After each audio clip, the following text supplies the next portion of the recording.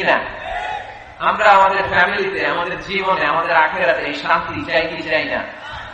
শান্তি যদি আমরা পেতে চাই তাহলে কোরআনের দেয়া বিধানকে আমাদের মেনে চলতে হবে। কারণ এই কোরআন আমাদেরকে সঠিক জীবন দর্শন শিক্ষা দেয়, to the right sense of direction, সঠিক পথ আমাদেরকে দেখায়। কোরআন আমাদেরকে হেদায়েত দেয়। কোরআন ছাড়া কোন কিতাব আমাদেরকে হেদায়েত দিতে পারে? আপনি যদি গীতা পাঠ করেন হেদায়েত পাবেন, রামায়ণ পড়লে, মহাভারত, বাইবেল পড়লে পাবেন না। একটা কিতাব শুধু হেদায়েত দেয়। আওয়াজ করে বলেন কিতাবটার নাম। এই কিতাব আমাদের জন্য একটা ভার্ডিক্ট জারি করেছে। এই কিতাব বলেছে তুমি যদি নিজেকে বিশ্বাসী বলে দাবি করো তাহলে সবসময় তোমাকে হালাল উপার্জন করতে হবে, হালাল অবলম্বন করতে হবে। হারামের সাথে মুমিনের কোনো সম্পর্ক নাই। আজকে আমরা হালাল এবং হারাম এই দুটি বিষয়ে কিছু কথা এই প্রোগ্রামে রাখবার চেষ্টা করব, শুনবার চেষ্টা করব আমলের নিয়তে, ইখলাসের সাথে। আওয়াজ করে পড়েন ইনশাআল্লাহ। তাহলে আপনি যদি বিশ্বাসী বলে নিজেকে দাবি করেন আপনাকে হালাল খেতে হবে, হারাম খাওয়া যাবে? কথা বলেন। আমি প্রশ্ন করবো, আপনারা উত্তর দেন তো। সুদ খাওয়া হালাল না হারাম? ঘুষ খাওয়া, যৌতুক খাওয়া, ক্যাসিনোর ব্যবসা করা, পেঁয়াজের দাম বাড়ানো, খাদ্যে ভেজাল দেয়া, মাছের ফরমালিন দেয়া, ওজনে কম দেয়া, পর্নোগ্রাফি দেখা, ইন্ডিয়ান নায়িকাদের কোমর দুলানো ডান্স দেখা, হিন্দি সিরিয়াল দেখা, এগুলো হারাম। এগুলোর সাথে মুমিনের কোন সম্পর্ক আছে? মুমিন কি চাইলেই যে কোনো জিনিস শুনতে পারে? মুমিন চাইলেই তার দু চোখ দিয়ে যে কোনো জিনিস দেখতে পারে? মুমিন কান দিয়ে তাই শুনে যা শুনলে সওয়াব আছে না নাই? মুমিন তার চোখ দিয়ে তাই দেখে যা দেখলে সওয়াব আছে না নাই? যে দোকানে শুনি সদা তোমার কালাম, এ খোদা চোখে যেন দেখি শুধু কোরআনের আয়াত, শোনো আমার মুনাজাত। পড়েন, শোনো শোনো ইয়া ইলাহি আমার মুনাজাত, শোনো আমার মুনাজাত। পড়েন আমিন। আর জোরে পড়তে হবে আমিন। তাহলে ডান দিকে হালালের রাস্তা, বাম দিকে হারামের রাস্তা। ডান দিকে গেলে জান্নাত পাওয়া যায়, বাঁ দিকে গেলে জাহান্নাম পাওয়া যায়। নাও দ্য ডিসিশন ইজ ইয়োর্স। সিদ্ধান্ত আপনার, আপনি বাছাই করবেন কই যাবেন, ডানে না বায়ে। সবাই বলেন ডানে না বায়ে, হালাল না হারাম? হালাল। কিন্তু আমরা হালালও খাই, সাথে সাথে হারামও খাই। এজন্য আমাদের জীবনে বরকত নাই। খেয়াল রাখবেন, হালালে বরকত, হারামে কোনো বরকত নাই। হারাম দেখতে চাকচিক্যময়, হারামটা দেখতে ধোঁকা, এটা মরিচিকা, এটা ফুলে ফেপে বড় হয়ে ওঠা বিশাল জিনিস, কিন্তু আসলে ভিতরে কিছু নাই, ঠিক কিনা? কিন্তু হালাল এটা দেখতে ছোট হলেও এর মধ্যে বরকত দেয় কে? উপার্জন অল্প হলেও এর মধ্যে বারাকা ঢুকিয়ে দিয়েছে কে? রিকশাওয়ালার বেতন ধরেন 4000 টাকা, মাসে 4000 টাকা বেতন। তারপরেও সে বাড়ি ভাড়া দিয়ে, বাজার সদাই করে, চিকিৎসার খরচ ব্যয় করে, ছেলে মেয়েদেরকে মাদ্রাসা স্কুলে পড়িয়ে মাস শেষে আরো 300-400 টাকা তার পকেটে থেকে যায়। আলহামদুলিল্লাহ করবেন না? মাসের বেতন কয় হাজার? সবাই বলেন না কয় হাজার? 4000। আর বিশাল ব্যবসায়ী হারাম খায়, মাসে তার ইনকাম 5 লক্ষ টাকা। কয় লক্ষ? 5 লাখ টাকা ইনকাম। কিন্তু এক হসপিটালের বিল পরিশোধ করতে যে তার চলে যায় 3 লাখ। এরকম আসরা নাই? ওয়াইফের ক্যান্সার, নিজের ডায়াবেটিস, আলসার, কিছু খেতে পারে না। ডক্টরের বিল, ডক্টরের ভিজিট দিতে দিতে হাসপাতালের বিল পরিশোধ করতে করতে চলে যায় তার 3 লাখ। অন্যান্য খরচ শেষে আরো 2-2.5 লাখ। মাস শেষে 50,000 তার ঋণ থেকে যায়। আসরা নাই? তাহলে রিক্সাওয়ালার 5,000 পরে মাস শেষে থেকে যায় 300-400। আর এই লোকটা 5 লক্ষ কামাইয়ের পরে মাস শেষে কিছু থাকে না, আরো ঋণের বোঝা। আওয়াজ করে বলেন ঠিক কিনা? কারণ রিক্সাওয়ালার পয়সা হালাল, আর হালালে বরকত ঢুকাই দিচ্ছে কে? আরো জোরে বলতে হবে, হালালে বরকত দেয় কে? করে উত্তর দেন তো, গরু খাওয়া হালাল না হারাম? কুকুর খাওয়া? কুকুর খান নাকি আপনারা? হারাম, এটা আমরা খাই না। রংপুরের বাজারগুলোতে যে কসাই আছে তারা কি প্রতিদিন কুকুর জবাই করে না গরু? বিয়ের অনুষ্ঠানগুলোতে কি জবাই হয়, কুকুর না গরু? কুরবানিতে কি জবাই হয়? গরু। তাহলে কুকুর আমরা খাই না, কুকুর জবাই হয় না, জবাই হয় গরু, গরু আমরা খাই বেশি। এবার উত্তর দেন তো, গরু বা গাভী বছরে বাচ্চা দেয় কয়টা? কুকুর দেয় কয়টা? হ্যাঁ, 5টা, 6টা, 7টা। ফ্যামিলি প্ল্যানিং নাই তো, জন্ম নিয়ন্ত্রণের ঝামেলা নাই, যেটা আছে তাদের বাচ্চা হচ্ছে। তো দেখেন, গরু বাচ্চা দেয় কম, কুকুর বাচ্চা দিল বেশি। গরু খায় বেশি, কুকুর আবার কেউ খায় না। তারপরেও এই রংপুরের পীরগঞ্জে আওয়াজ করে বলেন তো, গরু বেশি না কুকুর বেশি? কি বেশি? এত খাইলাম, বাচ্চা দিল কম, এরপর গরু বেশি, কারণ গরু খাওয়া হালাল, আর হালালে বরকত দেয় কে? আজকের এই মাহফিলটা তখনই সার্থক হবে যখন আমরা এই সিদ্ধান্তে আসতে পারবো যে আমরা আমাদের জীবনে কখনো হারাম খাবো না। যুবক ছেলেরা, হারাম খাবা, যৌতুক খাবা। যারা বিয়ে করো নাই তারা বিয়েতে যৌতুক নিবা কে? হাত করো। ওই যে একটা হাত, কত সাহস দেখছেন? যৌতুক খাওয়া যাবে? এখন গলার সাউন্ড কমে গেছে, আরো জোরে খাওয়া যাবে? যাবে না, এটা হারাম, হারাম। যৌতুক খাওয়া, কুকুরের পেশাব খাওয়া যত খারাপ, যৌতুক খাওয়া তার চাইতে বেশি খারাপ, ঠিক কিনা? কারণ কুকুরের পেশাব খেলে শুধু হারাম খাওয়ার গুনাহ হয়, তাই না? আর যৌতুক খেলে 2 গুনাহ, হারাম খাওয়ার গুনাহ আর শ্বশুর বাড়ির উপর জুলুম করার গুনাহ। আওয়াজ করে বলে ঠিক কিনা?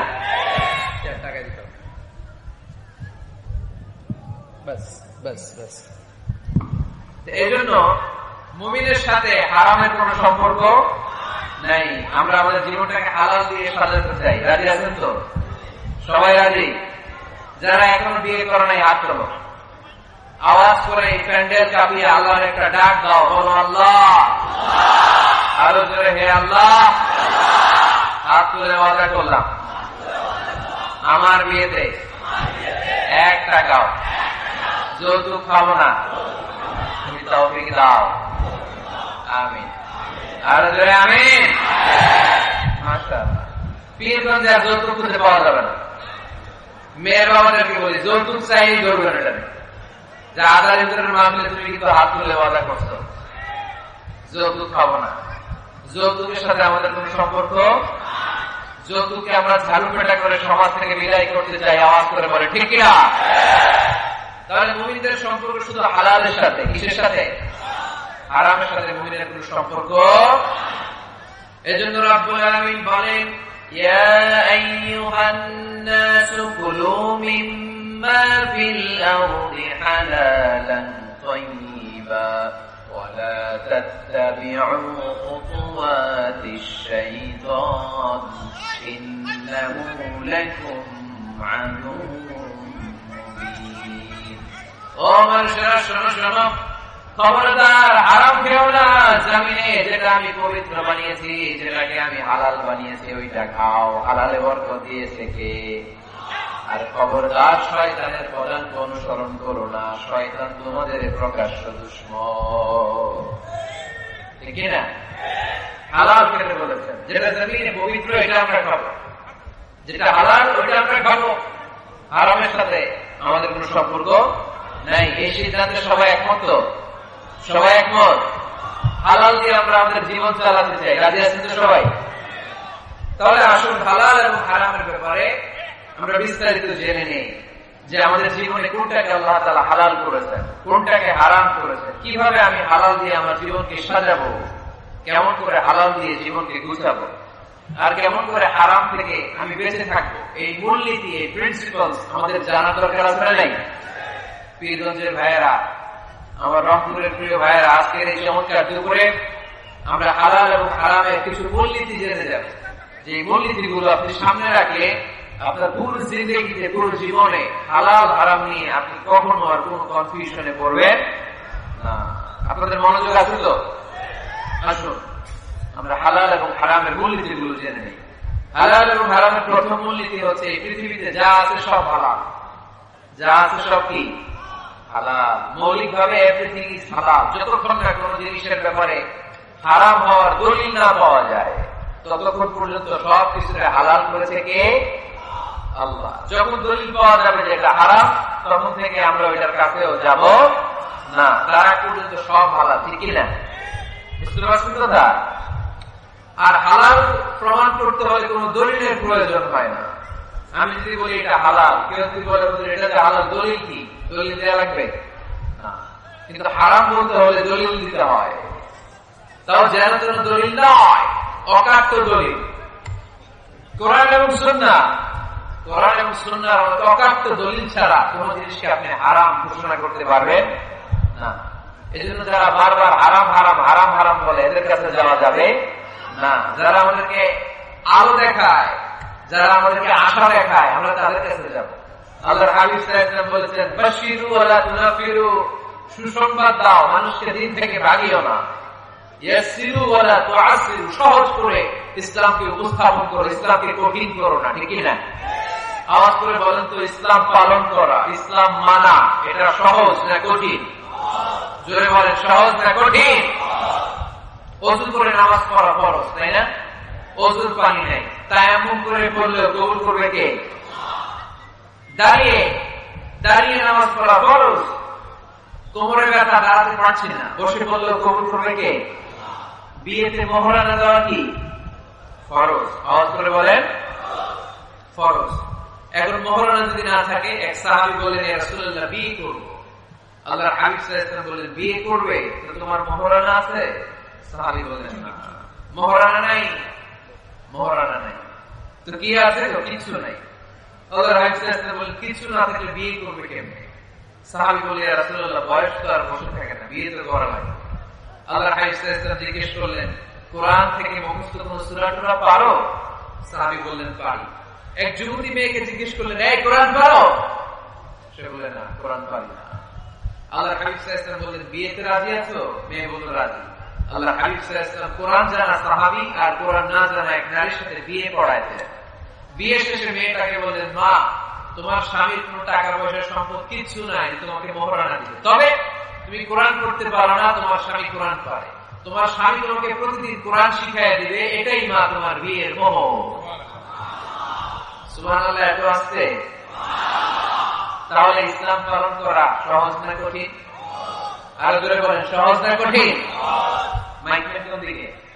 এই মাইকম্যান আরেকটু সাউন্ডটা বাড়াই দিতে হবে, আরেকটু স্ট্রং করতে হবে। তাহলে বোঝা গেল ইসলাম পালন সহজ।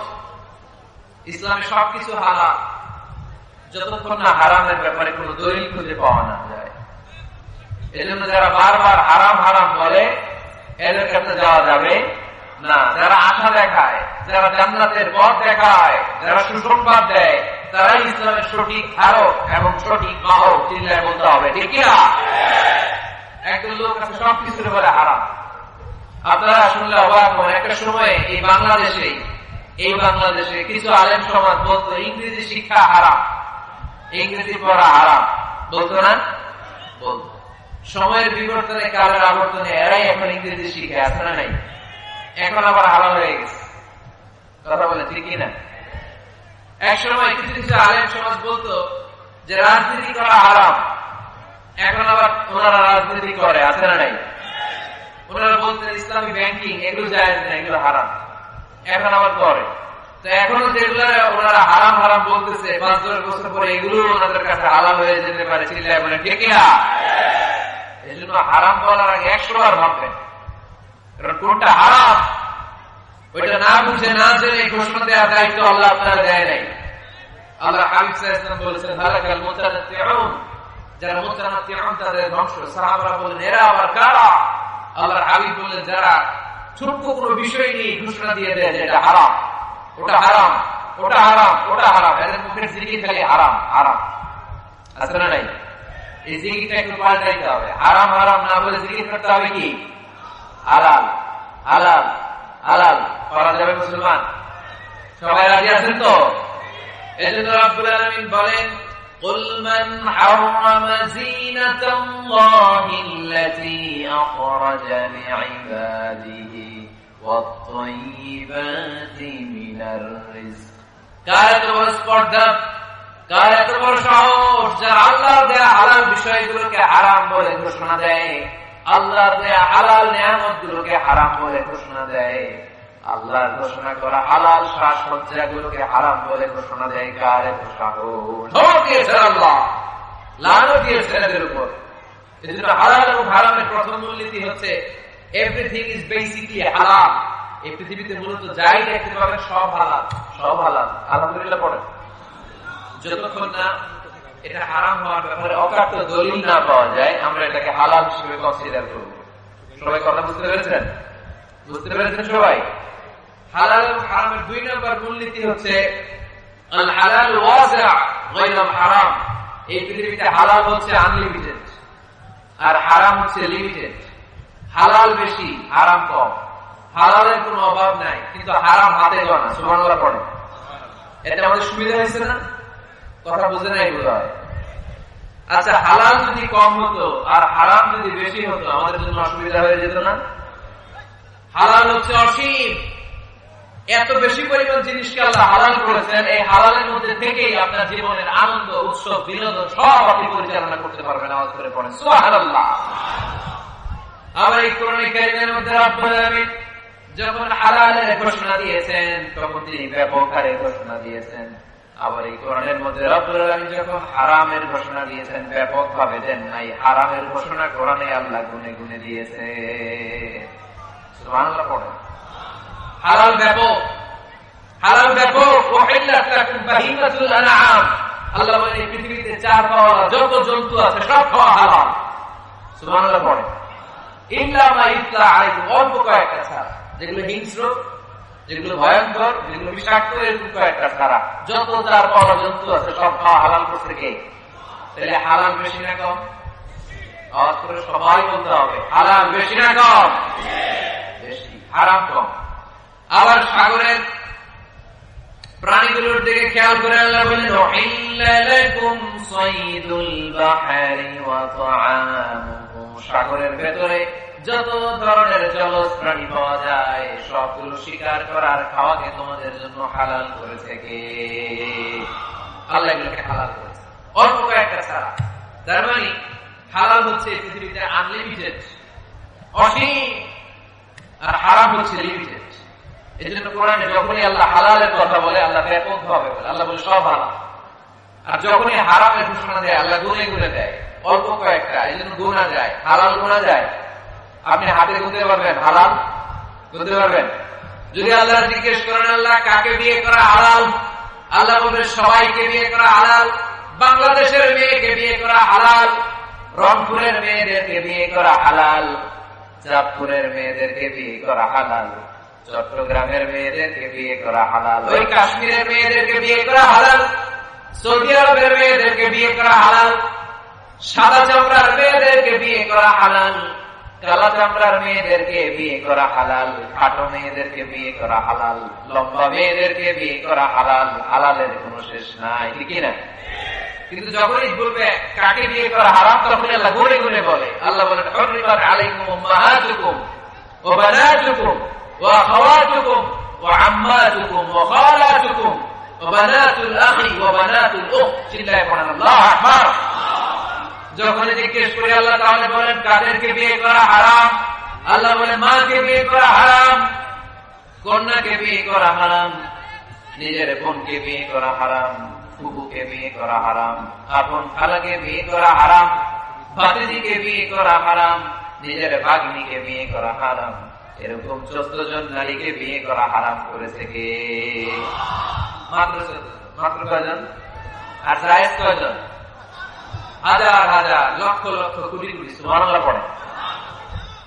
আবার যখন কাদেরকে কোন পশুগুলোকে খাওয়া হালাল, আল্লাহ বলেন সব হালাল। যখন জিজ্ঞেস করলাম আল্লাহ কোন পশুগুলো খাওয়া হারাম, আল্লাহ বলেন হুররিমাত আলাইকুমুল মাইতাতু ওয়াদ-দামু ওয়া লাহমুল খিনজির। আল্লাহ বললেন রক্ত খাওয়া হারাম, শূকর খাওয়া হারাম, কুকুর খাওয়া হারাম, দেব দেবীর নামে বলি দেয়া যে প্রাণীগুলো আছে এগুলো খাওয়া হারাম। ঠিক কিনা? তার মানে হালাল গোনা যায় কিন্তু হারাম গোনা যায়। হালাল অনেক, হারাম সীমিত।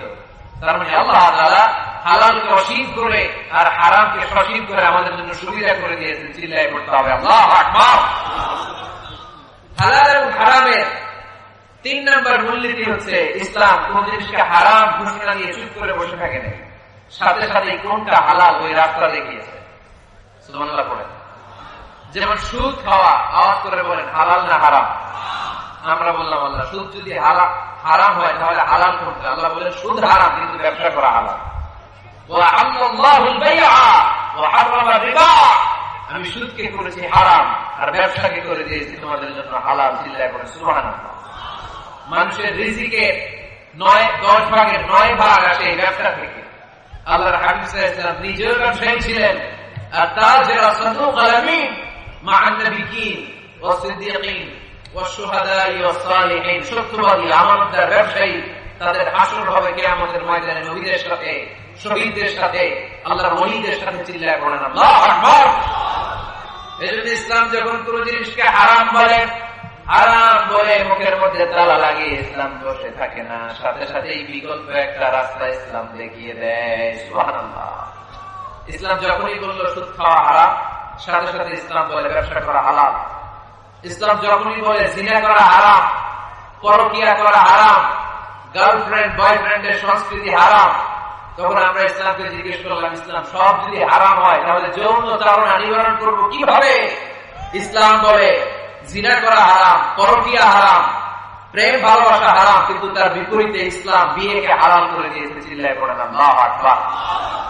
তার মানে শুধু হারাম বলে ইসলাম বসে থাকে না। অনেক আলেম ওলামা দেখবে, আমি কারো নাম নিচ্ছি না, ইন জেনারেলি আমি বলছি, আই ডোন্ট স্পেসিফাই এনিমোর, আমি স্পেসিফাই করছি না। অনেকে দেখবে বলে হাইটা হারাম, ওইটা হারাম, হারাম তো হুজুর হালাল কোনটা ওইটা বলে, ওইটা বলতে পারে না। অল্টারনেটিভ কোন জিনিস সাজেস্ট করতে পারে না। আমি যদি বলি আপনি কিচ্ছু দেখতে পারবেন না, প্রজেক্টর দেখতে পারবেন না, মোবাইল দেখতে পারবেন না, ইউটিউব দেখতে পারবেন না, টিভি দেখতে পারবেন না, মাহফিল দেখতে পারবেন না, ইসলামিক প্রোগ্রাম দেখতে পারবেন না, হালাল ম্যাগাজিন অনুষ্ঠান দেখতে পারবেন না, কিচ্ছু দেখতে পারবেন না, কারণ ইসলাম এইটা নাই, ওইটা নাই, ওইটা নাই। লোকজন বলবে হুজুর তাহলে আমিও নাই, ঠিক না? সব যখন নাই আমরাও আপনাদের নাই, ঠিক না? হারাম যেটা হারাম বলে, কিন্তু কোনটা হারাম পথ দেখায় দেয়। মানুষের জীবনে বিনোদনের দরকার আছে না নাই? আপনি সঠিক হালাল বিনোদন, হালাল এন্টারটেইনমেন্ট যদি সাজেস্ট করতে না পারেন, মানুষ তার নিজের খুশি মতো এন্টারটেইনমেন্ট বিনোদন বেছে নেবে, ঠিক না? আর আপনি যদি অল্টারনেটিভ সাজেস্ট করেন যে এটা হারাম, এটা হালাল, এটা দেখো না, এটা দেখো, এই পথে যাও না, এই পথে চলো, তাহলে মানুষের জীবন চালানো সহজ হয়ে যাবে, ঠিক না? ইসলাম আমাদের সুবিধার জন্য এই কাজটাই করেছে। কোন জিনিসকে হারাম বলে যখন ইসলাম আমাদের সামনে উপস্থাপন করেছে, সাথে সাথে কোনটা হালাল সেটা বলে দিয়েছে। ইসলাম বলেছে ওয়ালা তাকরাবুজ জিনা, খবরদার জিনা করো না, ব্যভিচার করো না। আমরা বললাম তাহলে কি করব? আল্লাহ বলে ফানকিহু মা তাবা লাকুম মিনান নিসা মাসনা ওয়া সুলাসা ওয়া রুবা। আল্লাহ বললেন জিনা করো না, ব্যভিচার করো না, 2, 2, 3, 3, 4, 4 করে যতগুলো মনে চাই বিয়ে করতে পারো। সুবহানাল্লাহ পড়ে।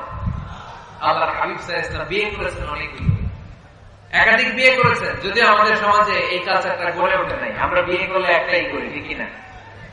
এই স্ত্রী যদি কোনো কারণে ইন্তেকাল করে ফেলে, ছেড়ে চলে যায়, তখন আরেকটা বিয়ে শুরু হয়, তাই না? তো আরব দেশ পৃথিবীর অনেক দেশে একাধিক বিয়ে, এটা খুবই স্থির হয়। আল্লাহর হাবিব সাল্লাল্লাহু আলাইহি ওয়াসাল্লাম 11টা বিয়ে করেছেন। সবাই বলেন, আওয়াজ করে বলেন কয়টা? স্ত্রী ছিল 11, দাসী ছিল 2টা। স্ত্রীদের সাথে আল্লাহর হাবিব সাল্লাল্লাহু আলাইহি ওয়াসাল্লাম হালাল বিনোদনে অংশগ্রহণ করতেন। রাতের বেলা মরুভূমিতে স্ত্রীদের সাথে তিনি দৌড়াদৌড়ি করতেন। আপনারা স্ত্রীদের সাথে দৌড়াদৌড়ি করছেন কেউ কেউ? কে কে করছেন দেখি? মাশাআল্লাহ, আছে তো আল্লাহর ওলি কয়েকটা। হ্যাঁ, আপনারা গেছেন দৌড়াদৌড়ি করছেন না? দৌড়তে লেগে হেঁটে দৌড়ে গেছেন। আর এটি বাসালে দিতে দৌড়, এই দৌড় রাতের বেলা মরুভূমির ময়দানে আল্লাহর হাবিব সাল্লাল্লাহু আলাইহি ওয়াসাল্লাম আম্মা জান আয়েশা রাদিয়াল্লাহু তাআলা আনহাকে বললেন, আয়েশা চলো আমরা দৌড় দৌড় খেলি। কি খেলি? দৌড় দৌড়। ওই যে খেজুর গাছ দেখা যায়, চলো একটা দৌড় দেই, কে কার আগে খেজুর গাছ যে ধরতে পারে। আল্লাহর হাবিব সাল্লাল্লাহু আলাইহি ওয়াসাল্লাম দৌড় দিলেন, আম্মা জান আয়েশাও দৌড় দিলেন। আল্লাহ রাসূল সাল্লাল্লাহু আলাইহি ওয়াসাল্লাম ইচ্ছা করে আস্তে দৌড় দিলেন, আম্মা জান আয়েশা রাদিয়াল্লাহু তাআলা আনহা জোরসে দৌড় দিয়ে খেজুর গাছ ধরে ফার্স্ট হয়ে গেলেন। আল্লাহ রাসূল সাল্লাল্লাহু আলাইহি ওয়াসাল্লাম হয়ে গেলেন সেকেন্ড। আম্মা জান আয়েশা খুব খুশি।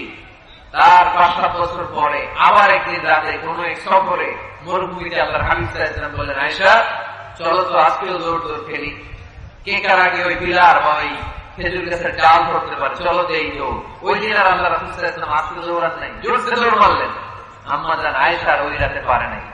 আল্লাহ রাসূল সাল্লাল্লাহু আলাইহি ওয়াসাল্লাম নিজে যে খেজুর গাছ ধরে ফার্স্ট হয়ে গেলেন। সুবহানাল্লাহ পড়েন। আয়েশা রাদিয়াল্লাহু তাআলা আনহা সেকেন্ড হয়ে গেলেন, রাগ করে বসে আছে। আল্লাহর হাবিব সাল্লাল্লাহু আলাইহি ওয়াসাল্লাম আম্মা জান আয়েশা রাদিয়াল্লাহু তাআলা আনহার কাছে গিয়ে বললেন, ইয়া আয়েশা হাযিহি বিতিলকা সাবাকা, ওই যে 7 বছর আগে এক রাতে তুমি আমারে হারায় দিছিলে, আজকে তোমারে হারাইয়া ওটা প্রতিশোধ নিয়ে নিলাম। সুবহানাল্লাহ পড়তে পারলেন না? কি ভালোবাসা ছিল আল্লাহ রাসূল সাল্লাল্লাহু আলাইহি ওয়াসাল্লামের সাথে আল্লাহ রাসূল সাল্লাল্লাহু আলাইহি ওয়াসাল্লামের স্ত্রীদের। আম্মা জান আয়েশা রাদিয়াল্লাহু তাআলা আনহাকে আল্লাহ রাসূল সাল্লাল্লাহু আলাইহি ওয়াসাল্লাম এত ভালোবাসতেন, পেয়ালা যেই জায়গায় ঠোঁট লাগিয়ে চুমুক দিয়ে আম্মা জান আয়েশা দুধ খেতেন, ঠিক ওই জায়গা খুঁজে খুঁজে ঠোঁট লাগিয়ে বিশ্বনবীও দুধ খেতেন। ওটের হাড্ডি চুষে আম্মা জান আয়েশা রেখে দিলে আম্মা জান আয়েশার চোষা রেখে দেওয়া হাড্ডিটা দিয়ে বিশ্বনবী চুষতে আরম্ভ করতেন। এক বালতি থেকে দুইজনে পানি নিয়ে গোসল করতেন। এক ল্যাপের নিচে দুইজন শুয়ে থাকা অবস্থায় কোরআনের আয়াত নাযিল করত কে? আম্মা জান আয়েশা বলতেন, আমাকে সাধারণ মহিলা মনে করো না, আমি অসাধারণ নারী, কারণ আমি বিশ্বনবীর এমন স্ত্রী যে স্ত্রী যখন বিশ্বনবীর সাথে একই কম্বলের নিচে শুয়ে থাকতো তখনও সাইয়েদনা জিবরাইল আলাইহিস সালাম কোরআনের আয়াত নিয়ে আসতেন পড়ে। সুবহানাল্লাহ।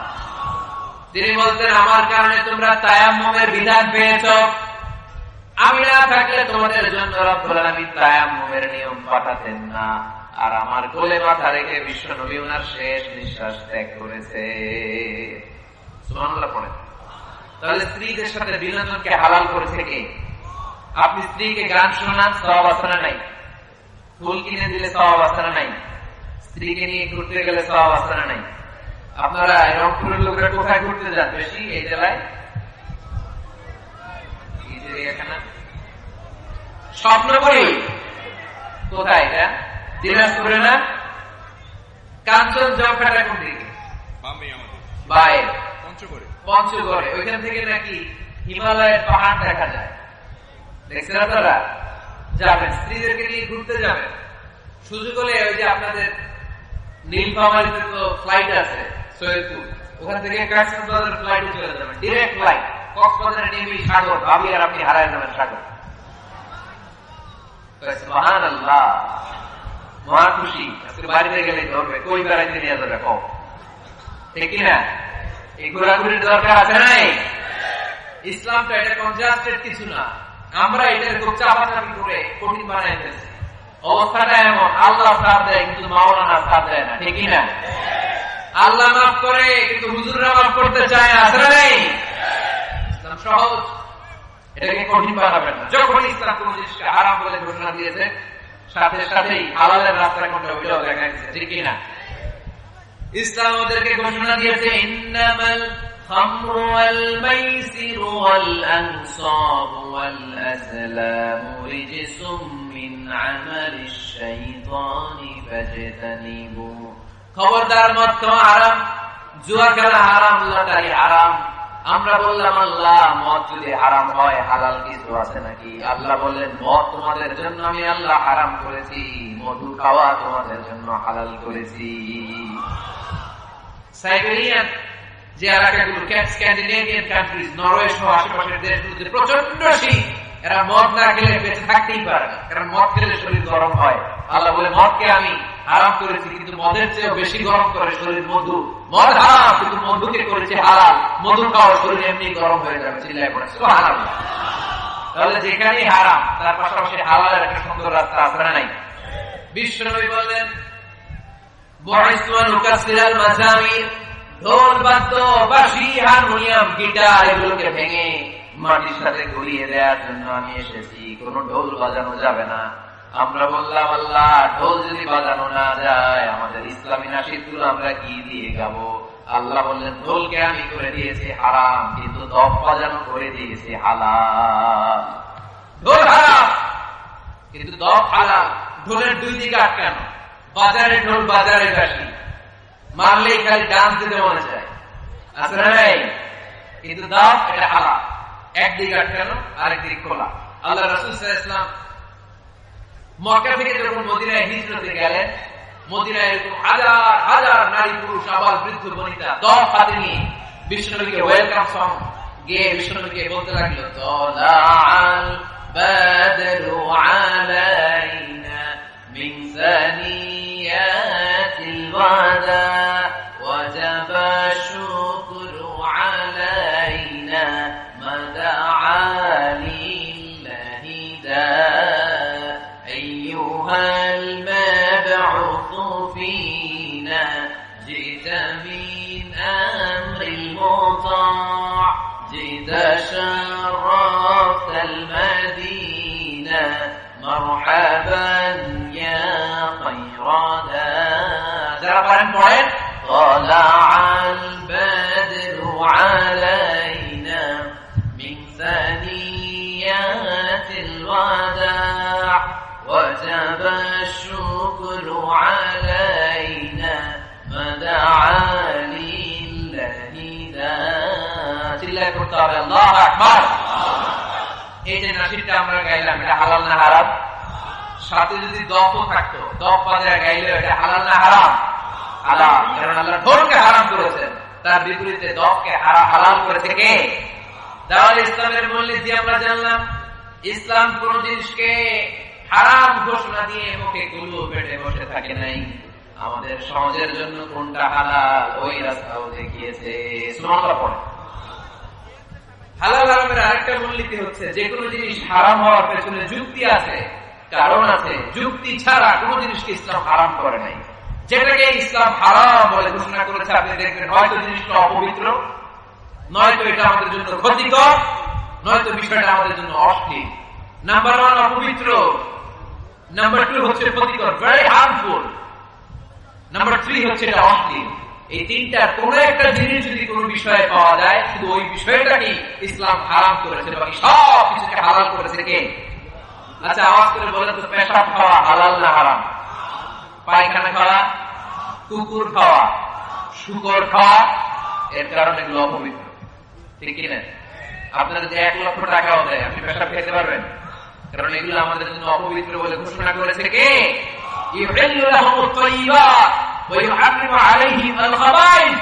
ইসলামের বিধান হচ্ছে যত পবিত্র জিনিস আছে সব হারাম, আর যত অপবিত্র নোংরা জিনিস আছে সব হারাম। তাহলে 1 নম্বরে হচ্ছে কোন জিনিস যদি অপবিত্র হয় সেটা হারাম, আবার কোন জিনিস যদি আমাদের জন্য ক্ষতিকর হয় সেটাও আমাদের জন্য হারাম করেছে কে? ধূমপান করা এটা স্বাস্থ্যের পক্ষে ভালো না খারাপ? গলার সাউন্ড কমে আসছে। স্মোকার কিছু আছে এখানে? হ্যাঁ আছে, আছে। হ্যাঁ, পীরগঞ্জের মানুষও স্মোকিং করে। পীরগঞ্জ মানে এখানে সব পীর আর ওলিয়া ওলিয়া থাকে। হ্যাঁ, এখানে ফিলিং খান আপনারা? এই সিগারেট পৃথিবীতে একমাত্র খাবার যে খাবারটা টয়লেটে বসেও খাওয়া যায়, ঠিক কিনা? আচ্ছা, সিগারেট বা বিড়ি ছাড়া আর কোন জিনিস কেউ টয়লেটে বসে খাইতে দেখছেন? আপনি পায়খানায় বসে ভাত খেতে পারবেন, বিরিয়ানি খেতে পারবেন, কলা খেতে পারবেন, কি খেতে পারবেন? বিড়ি খাবেন না। এটা খুব মজার জিনিস। পৃথিবীতে সিগারেটই একমাত্র খাবার বা পণ্য যে প্রোডাক্টের গায়ে প্রোডাক্টের বদনাম লেখা থাকে। ধরেন একটা চানাচুর বেরিয়েছে, নতুন চানাচুর কোম্পানি পীরগঞ্জে, এই চানাচুরের প্যাকেটের উপরে লেখা, যারাই এই চানাচুর খাবে সাথে সাথে তাদের বমি হবে আর ডায়রিয়া হবে। কিনবেন? কি করবেন? কিনবই না, বলবো তোর চানাচুর তুই খা, তোর বমি হোক, তোর 14 গোষ্ঠীর ডায়রিয়া হোক, তুই মত, ঠিক কিনা? কারণ এই পণ্যের গায়ে বদনাম, আমি কিনবো কেন? দেখেন সিগারেটের উপরে লেখা স্মোকিং কজেস ক্যান্সার, ধূমপান কর্কট রোগের কারণ, ধূমপান স্বাস্থ্যের জন্য ক্ষতিকর, এটা খেলে ক্যান্সার হতে পারে, ক্যান্সার যারা নেই কোনো আনসার, এটা জেনা মানুষ খায়। এটার ভেতরে আছে নিকোটিন, চিকিৎসা বিজ্ঞানীরা বলে এটা হচ্ছে স্লো পয়জন, বিষ। বিষ খাওয়া যা, ধূমপান করা তা। এটা আপনাকে শেষ করে দিবে। আপনার স্ত্রী আস্তে আস্তে আক্রান্ত হবে আপনার ত্বকটাকে আসলে। আপনার বাচ্চাদেরকে আদর করতে গেলে আপনার বাচ্চারা আক্রান্ত হবে। এই নিকোটিন তৈরি হয় টোবাকো প্ল্যান্টস থেকে। টোবাকো, তামাক পাতা। পীরগঞ্জে তামাক পাতা আছে নাকি? দেখবেন তামাক পাতার বাগানে কোন বেড়া দেওয়া লাগে না, বাঁশ দেওয়া লাগে না, কারণ ছাগলের উপর দেয় না। তামাক পাতা ছাগলে খায়, গরু খায়। যেটা ছাগলে খায়, যেটা গরু খাইল না, এটা আপনি আশরাফুল মাখলুকাত হয়ে মুখে দিতে পারবেন? তাহলে সিগারেটের সাথে আমাদের কোন সম্পর্ক? যুবক ভাইয়েরা, আজকে আমরা ওয়াদা করব কোনদিন পারতপক্ষে জীবন থাকা পর্যন্ত আমরা আর ধূমপান করব। ধূমপানকে আমরা বলে দিব নো। কি বলে দিব? সবাই একসাথে বলেন, ধূমপানকে আমরা কি বলবো? সবাই বলেন। খুব চালাক, খুব চালাক। আওয়াজ করে সবাই বলতে হবে, ধূমপানকে কি বলি আমরা? নো। ধূমপানের সাথে আমাদের কোন সম্পর্ক? তাহলে এই ধূমপান করা এটা হালাল না হারাম? ইয়াবা খাওয়া, গাঁজা খাওয়া, ফেন্সিডিল, এগুলো সব হারাম করেছে কে?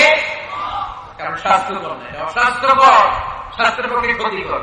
তাহলে কোন জিনিস যদি অপবিত্র হয় সেটা হারাম, ক্ষতিকর হলে হারাম। নাম্বার 3 হচ্ছে ফাহিশ, অশ্লীল। অশ্লীলতা থাকলে সেটা হারাম। আপনি যদি ইন্ডিয়ান নায়িকাদের নেকেড ভিডিও দেখেন, এটা হালাল না হারাম? এর মধ্যে অশ্লীলতা আছে না নাই? তাহলে কোন অশ্লীল, কোন ক্ষতিকর, কোন অপবিত্র জিনিসের সাথে মুমিনদের কোন সম্পর্ক নেই। তারপরে হালাল এবং হারামের আরেকটা মূলনীতি হচ্ছে মুকাদ্দামাতুল হারামে হারাম। যেটা হারাম এটা সূচনাও হারাম, যেটা হারাম এটা শুরুটাও হারাম। যেমন কোন নারীদের দিকে, বেগানা নারীদের দিকে ভাব নিয়ে তাকানো, এটাকে হারাম করছে কে? আসলে এটা হারাম হওয়ার কথা ছিল না, কারণ আপনি তো তাকিয়েছেন। এটা হারাম হওয়ার কারণ হচ্ছে এই তাকানোটাই একটা সার্টেন পিরিয়ড শেষে আপনাকে জিনার দিকে নিয়ে যাবে, পরকীয়ার দিকে নিয়ে যাবে, হারাম প্রেম আর ভালোবাসার দিকে ডেকে নিয়ে যাবে। চিল্লায় বলেন ডেকে না। কলেজ পড়ুয়া ছেলে মেয়েদের মধ্যে প্রেম ভালোবাসা কিভাবে হয় জানেন? প্রথমে চোখাচোখি। প্রথমে কি? ওদের পোলাপাইন সব আসতেছে, ওদের কমন করে গেছে। প্রথমে কি? চোখাচোখি, তারপরে ইশারা, তারপরে মুচকি হাসি, তারপরে ফেসবুকের আইডি শেয়ার, তারপরে মোবাইল নাম্বার শেয়ার, তারপরে আসে বিশ্ব ভালোবাসা দিবস 14ই ফেব্রুয়ারি। আলহামদুলিল্লাহ পীরগঞ্জে এগুলো নাই। পীরগঞ্জে এগুলো আছে? আপনারা ভালোবাসা করেন? এটা কি বিশ্ব ভালোবাসা দিবস না বিশ্ব বেহায়া দিবস? এর চেয়ে বেহায়াপনা, অশ্লীলতাপনা হতে পারে? আমাদের সারা বছর ভালোবাসা, সকালে ভালোবাসা, দুপুরে ভালোবাসা, বিকেলে ভালোবাসা। এজন্য আমাদের ভালোবাসার দিবস লাগে না। আওয়াজ করে বলতে হবে, ঠিক কিনা? আমাদের আল্লাহর জন্য ভালোবাসা, আমাদের আছে কোরআনের জন্য ভালোবাসা, আমাদের কাছে নবীর জন্য ভালোবাসা, ঠিক কিনা? রাসূল আমার ভালোবাসা, রাসূল আমার আলো আশা, রাসূল আমার প্রেম বিরহের মূল আলোচনা, রাসূল আমার কাজে কর্মের অনুপ্রেরণা, ঠিক না? রাসূলের ভালোবাসা আমাদের অন্তরে আছে না নাই? আছে। আমাদের সব সময় ভালোবাসা, এই জন্য আমাদের দিবস দিবস লাগে না। আমরা সকালে ভালোবাসি, আমরা দুপুরে ভালোবাসি, আমরা রাতে ভালোবাসি, আমাদের 24 ঘন্টাই ভালোবাসাবাসি, ঠিক না? এখানে আওয়াজ করতেছেন কারা কারা দেখি? ওটা বসে করতেছেন কেন? শেষ করে দেয় আলোচনা না? শেষ করে দেই, একটা সংক্ষিপ্ত মোনাজাত দিয়ে শেষ করে দেই। আর কয়েক মিনিট শুনবেন? হ্যাঁ শুনবেন, শুনবেন। তাকবীর পড়েন, লিল্লাহি তাকবীর, লিল্লাহি তাকবীর, লিল্লাহি তাকবীর। সম্মানিত ভাইরা, এই নজরটা বড্ড খারাপ, বদ নজর। আন-নাযার সামুন মাসমুমুন মিন সিহামি ইবলিস। এই নজরটা হচ্ছে ছেলেরা যে মেয়েদের দিকে তাকায়, মেয়েরা ছেলেদের দিকে তাকায়, এই অবাক দৃষ্টি, এই লাগামহীন দৃষ্টি, এটা শয়তানের বিষ মাখানো তীরের মধ্য থেকে ভয়ঙ্কর একটা তীর। এই তীর দিয়ে শয়তান যুবক আর যুবতীদেরকে কাবু করে ফেলে।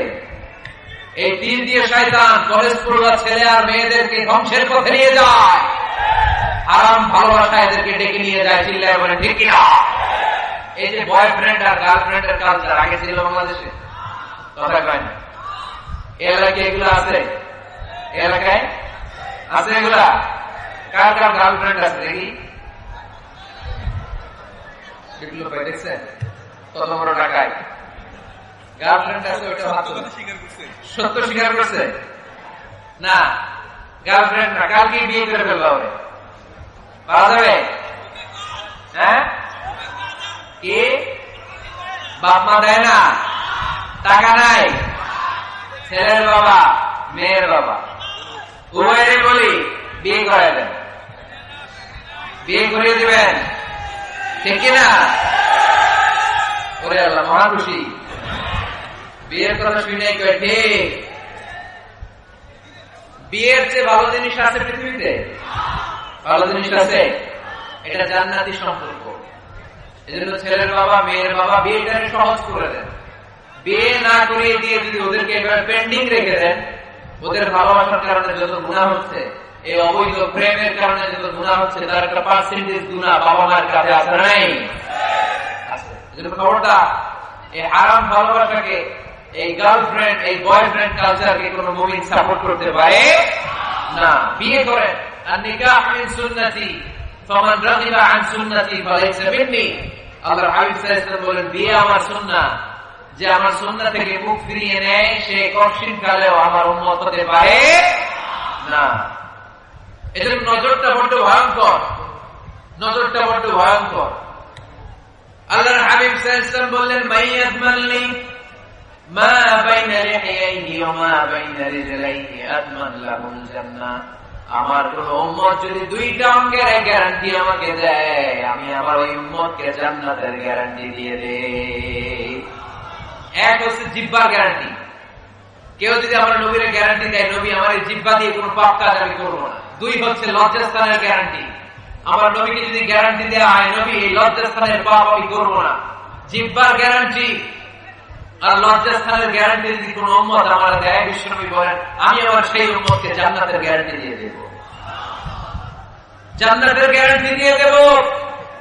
এজন্য খবরদার, কোন হারামের সাথে আমাদের কোন সম্পর্ক নেই, আমাদের সম্পর্ক হবে শুধু হালালের সাথে, ঠিক কিনা? আপনি যদি হারাম খেয়ে জিকির করেন, এই জিকির আল্লাহর কাছে কবুল হবে? হারাম খেয়ে নামাজ পড়লে কবুল হবে? হারাম খেয়ে এতিমখানা বানালে কবুল হবে না। কারণ ইন্নাল্লাহ তাইয়্যিব লা ইয়াকবালু ইল্লা তাইয়্যিবা। আল্লাহ নিজে পবিত্র, আল্লাহ পবিত্র ছাড়া কোনো কিছুকে কবুল করে। বিশ্বনবী বললেন, বাইতুল্লাহর চারিপাশে এক সাহাবা ইয়া রাব ইয়া রাব ইয়া রাব বলে কাঁদতে শুরু করে দিয়েছে। অন্যান্য সাহাবারা বলতে লাগলো, এই সাহাবী সব নিয়ে গিয়েছে।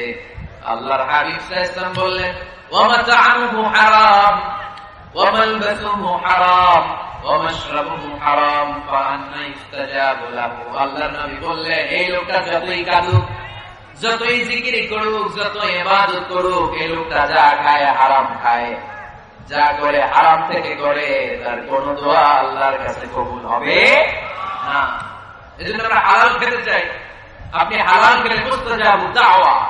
রিকশাওয়ালার পয়সার মতো কোন হালাল পয়সা পৃথিবীতে হতে পারে? কুলিওয়ালা ঠালাওয়ালা এদের পয়সার মতো হালাল পয়সা এই দুনিয়াতে হতে পারে? তাহলে মুসলমানদের স্লোগান হবে, হারামের সাথে আমাদের কোন সম্পর্ক। আমাদের সম্পর্ক কিসের সাথে? চিল্লায় বলতে হবে, কিসের সাথে? আর একটা মূলনীতি জেনে রাখবেন,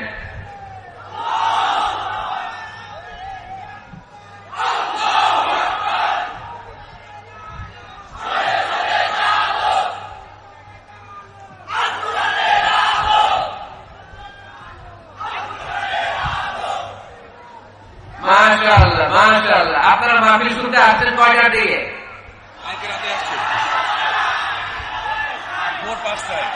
ভোর 5টায়, ফজরের সময়। গত রাতেও আসছেন? গত রাতে এসে বসে আছেন কারা কারা দেখি? আল্লাহ আল্লাহ আল্লাহ, আমার ভাইদেরকে তুমি কবুল করো। আল্লাহ মাহফিলটারে তুমি নাজাতের ওসিলা বানাও।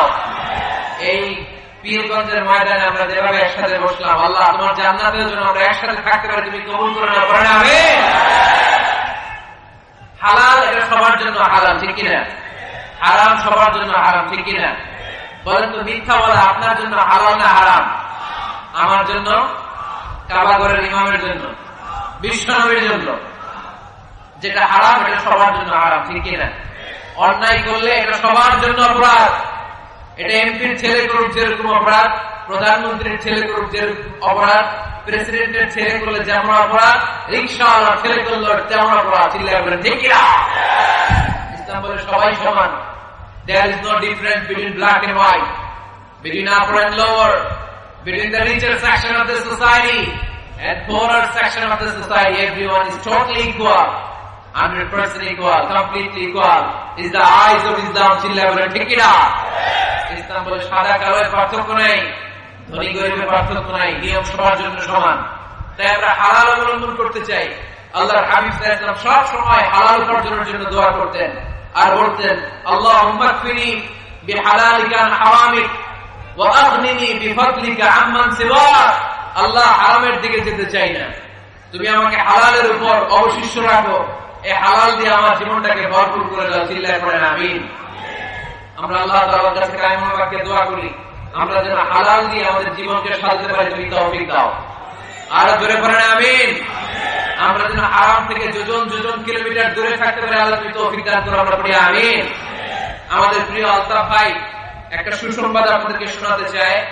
উনি আপনাদের জন্য পীরগঞ্জে অসাধারণ ক্যালিগ্রাফির ডিজাইন দিয়ে, আর্কিটেকচারাল ডিজাইন দিয়ে একটা মসজিদ বানাতে চায়। পড়েন আলহামদুলিল্লাহ। আমি টাঙ্গাইলে আল ওয়াসাতিয়া মডেল মস্ক নামে একটা মসজিদের ঘোষণা দিয়েছে। আলোচনা থেকে আপনারা শুনেছেন, ইউটিউবে কে কে শুনছেন হাত তোলেন। মাশাআল্লাহ, সব শুনছেন, হাত নামান। তো সেখানে আমি দেখিয়েছি মসজিদ হচ্ছে মুসলিম সমাজের সামাজিক ঐক্যের কেন্দ্রবিন্দু।